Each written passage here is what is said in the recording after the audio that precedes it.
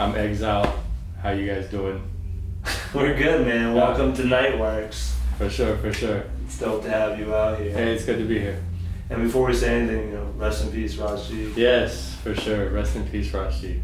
You guys, you obviously were around each other. Yeah, I've known him for a long time. I'd always see him, like, even before he really, like, blew up, back in the days at the Temple Bar, the old Temple Bar in Santa Monica. I would always see him over there, and just always a good dude. And man, I knew him as a person before I even knew he made beats. And then that's awesome. When he started, he was always making beats, but before I really heard his music, and then once I did, man, yeah, he's just a LA staple, and just just a solid dude, Yeah, it seemed like an incredible energy to be around. Yeah, he was an old soul, and he was, just a big piece of the backbone of the LA beat scene. Yeah. Huge part. Well, let's keep that alive, keep it going for sure. For sure. So, you're fresh off this beat making workshop though, last night with our homies at Union Sound. Yeah. What was that like? It was a lot of fun, I mean, as long as people are interested and have a good sense of humor and are creative types, man, we're gonna have fun. So it was just a good time and happy to be of service. Do you normally do stuff like that, or? I have before. I've actually always been interested in getting more involved in the community somehow through my music, and we have a record truck back in Cali called the Record Box, which is a record shop but also a sound system, and we tried it out one time and invited you. We supplied sound for this art school for these young kids. Okay. And we invited them up on the truck to construct beats. Basically, I just took beats that I had made and had them one by one. Each kid did a different sound, and we layered the tracks. And I actually, before, what was it called again? The Union Sound. Before the Union Sound demonstration, we did another one for some kids, and we did it the same way, and that was equally amazing. It was a lot of fun. That sounds awesome. Yeah, it's all about giving back and circling it. But just to be able to let kids know that they can do this, they can make music, because they probably have no idea. Mm-hmm. But I mean, imagine if somebody came and let you know at an early age, like, you can make music. Yeah. I think that's a cool little gift, if you will, to give a kid, or something to let them know, be aware of, because nobody let me know. I just knew that I wanted to do it. I didn't know if I could, but I was going to try anything I could to be able to do it. But if someone was like, yo, here's the machine, this is what you got to do, you want to try it, and they do it and they're successful at it, who knows what that's going to spark, Yeah, they'll be talking about you in an interview in 20 years. Maybe, I remember I got on this truck. Yeah. So you taught on the 2000 Excel. Is that when you first, started your journey? Was it on that, or? Nah, I mean, my first musical journey was my grandpa teaching me the accordion, but then later, once I got into hip hop, yeah, that was my first musical experience. He taught me the accordion. He was an Italian cat, and he played everything from Italian music to jazz to mariachi. Okay. And he used to actually play in Olivera Street, which is actually one of the oldest parts of town in LA is now preserved for Mexican culture right there. And he was Italian, but he played with Mexican cats. And anyway, but he taught me that. And then later, once I got into hip hop and saw the movie Breakin' and Scratching and Herbie Hancock, Rocket and whatever inspired me at the time.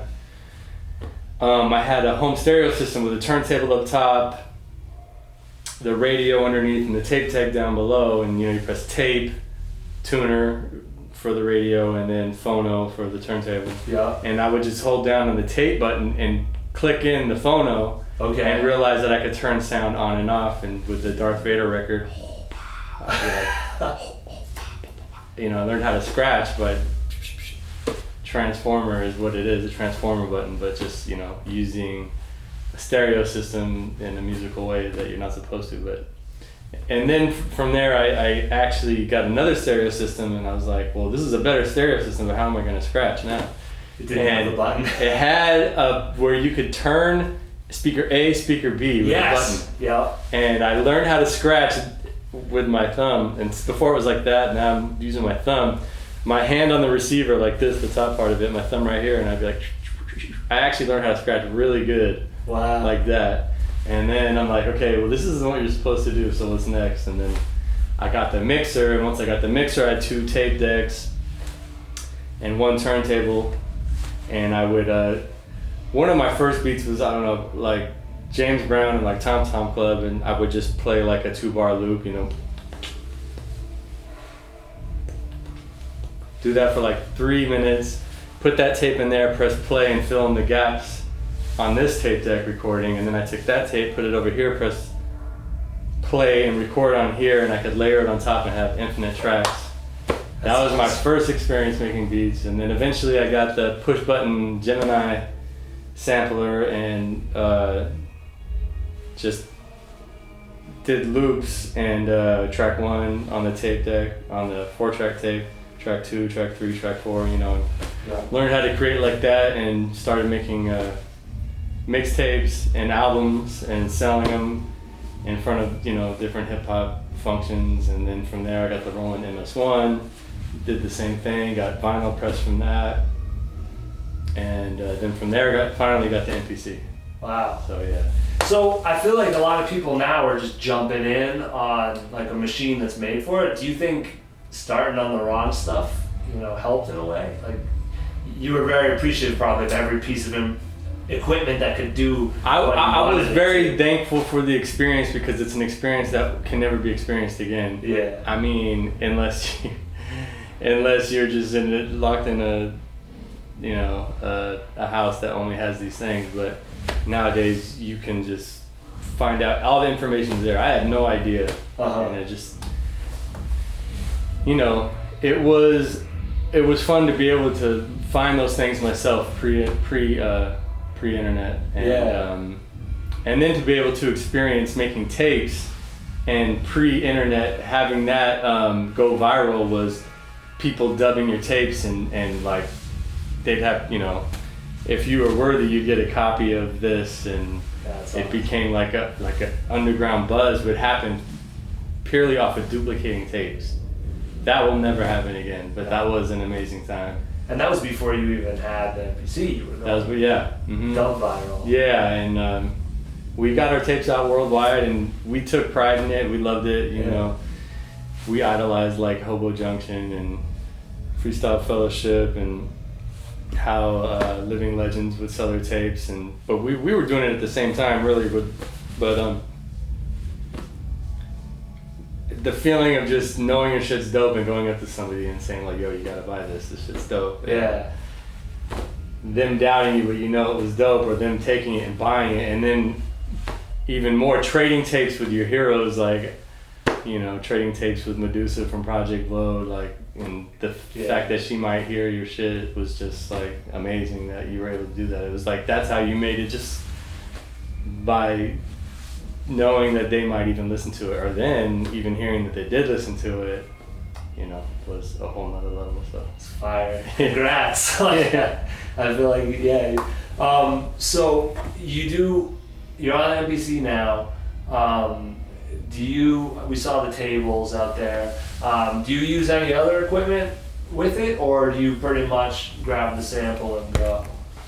With the MPC? Yeah, like what's your workflow these days? Yeah, you know, I've hooked up like Casio keyboards from the thrift store to it and sampled it in there, and then replayed it on the MPC. I've also like played a beat like real low and like recorded it on like, I don't know, one of those little mini recording devices, and like did whole solos and sampled it back in and put it into my MPC, or like, or, you know, nowadays I'm like, you know, I'll record a beat into Logic and I can play over it and then chop up what I want, or whatever. Or But it is also really dope just to get the notes right into the MPC. Yeah. Okay. So with the MPC too, I've never seen someone pick it up like you do and play it vertically. Yeah. Let alone like add your tongue to the mix. How did that happen? Like, what's the story behind the first time that? Was it planned out, or did you just one day? I found a real long plug for my MPC, and I'm like, oh shit, I could take this out and play it like I don't know, like a guitar or whatever. And I'm like, fuck it, let me try it. And it was at the airliner, and I just went for it. And I realized, that I could, get crazy on some Jimi Hendrix shit and control the pitch with my tongue and shit. So I'm like, why not? Yeah. Just having fun, But what was the response like first time people saw that? They liked it. They thought it was dope. I like it. I've never seen that, and it's cool to add like a new layer to an old machine. Like that. Mm-hmm. Speaking of, so you're not the machine. Have you played around with that at all, or you're the machine? Yeah. I have. I've made a beat on it before. Yeah. But you're a Kai till you die. Pretty much, no, but I'm down to learn other stuff. I will learn more other stuff. I mean, I've made beats on Logic. I've made beats on Ableton before, but okay. Yeah. People seem to Ableton comes up a lot here. So the other thing about that I saw is like, we obviously don't know each other, but what I picked up like from observing from a distance was you really seemed like more of a cool-in, like sort of in the background guy from like the way all the press photos are shot and like everything like that. Have you always been an entertainer as well, or was there a tipping point along the way? What do you mean? Like I always pictured you as sort of like not that you're not an entertainer, but like out of the spotlight more. And then I see photos of you or videos of you live, and you're like up in front, and you're really rocking the crowd and bringing them with you. Was that always a part of it, or were you like a guy just making beats and then you added that? I mean, I've always wanted to be the guy playing the background. I always wanted to like follow in the footsteps of like Marley Marl, Primo, or DJ Pooh, E Swift. Yep. Dr. Dre. And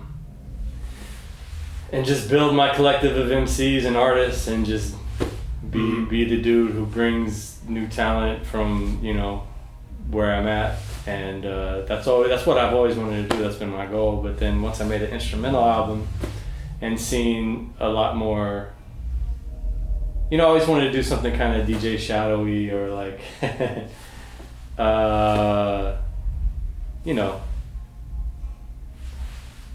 some instrumental stuff. And so basically I did an album called Exile Radio, where I sampled everything off of the radio, everything.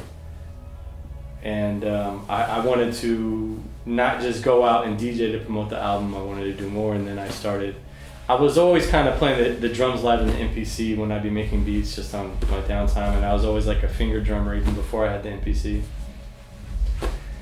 So I decided to learn how to do full like songs on the MPC live, and I guess that's kind of where I became more in the forefront. I also do rap and stuff, so okay. Yeah, I have a rap album as well, but I still like to play the background. Okay. Yeah, we talked to a lot of people who are like making that step, and a lot of them found like, damn, we really have to get out there to go further. So you just listed a bunch of producers. I have to do this. I texted some buddies, hey, I'm going to talk about Exile later with some questions. Yeah. One guy said, be annoying and ask him his top 5 producers. Oh, okay. So that question is from Lee, so we'll look at it to Lee. Oh, okay. Do you, yeah, top 5, that's fine. I mean, it's really hard. I'll pick my top 5 of like, who inspired me, and there's definitely been, on some of these I'm going to list, there's definitely producers who have surpassed them, but one of my first inspirations really was like, but it's also for DJing too, but Mr. Mix from 2 Live Crew. Oh yeah.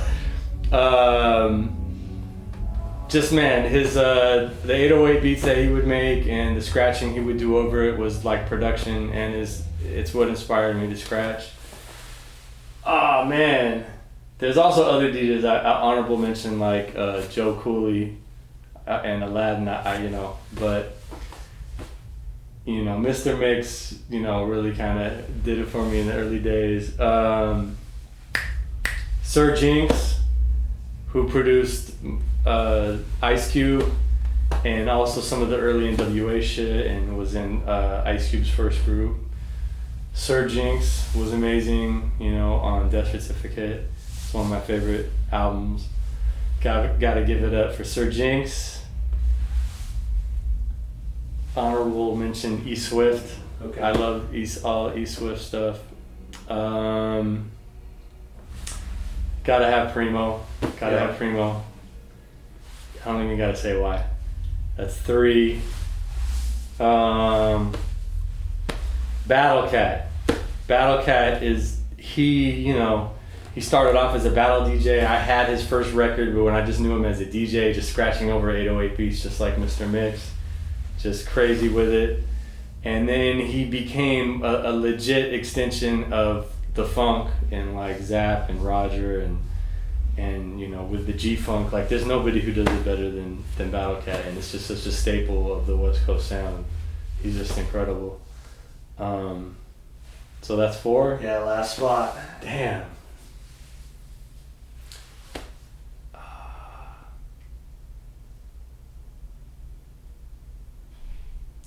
It's between Madlib and Pete Rock, but I'm gonna damn. Oh, and Dilla, damn. Fuck. We're gonna give it up to J-Lib. Okay. J-Lib will be my number 5. So that's it. There you go. Smooth move there. Man, the Red is one of my favorite beats ever.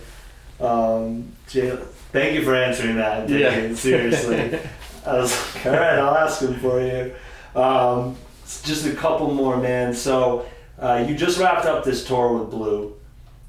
First of all, congratulations on everything you guys have achieved together. Thank you. That album really blew me away when I first heard it, and you low-key, high-key paved the way for a lot of sounds that we're hearing today. Opened a lot of lanes. So, what are your feelings coming off this tour? The tour? Yeah. Ah, man. It was a lot of fun. We rocked a lot of dope shows. We had a good time. Blue and Exile, Choosy. We have a new album out. We're out there celebrating our new album, rocking it for people. Dag Savage, we're out there. He's killing it, man. He's pretty much the backbone of the show. And we brought Surplus out with us, and Pistol, a new artist we're all working with, the homie. He's amazing. Pistol McFly, check for him out of Watts. He's amazing. And we just had a good time, man. And we're just looking forward to making more music and doing more shows. Yeah. So speaking of which, is there anything we should be looking out for that you have coming? Well, if you haven't already, be sure to check out Pistol McFly Road Trip, an amazing album. If you haven't already, check out Choosy and Exile Black Beans. It's an amazing tale of his life being black and Mexican, and from his perspective, it's a great listen. The Dag Savage EP, Furnace, be sure to check that out. The Blue and Exile EP, True and Living, check for that. As well as we got some stuff coming with Surplus real soon. Real dope new producer, beat maker extraordinaire. Just be on the lookout for more music coming from us soon, but if you haven't already, check those out. Word. And then, while I'm putting you on the spot, Jake said, Razen, as the people know him, he said you might have a rap for us? It sounded like you might have told him that late at night, but... No. No? No. Alright, I had to ask. Dude, thank you so much. I'm really looking forward to your set tonight. For sure. Thank you. Appreciate you sitting down with us. Yeah. And, congrats on everything. For sure, man. Thank you.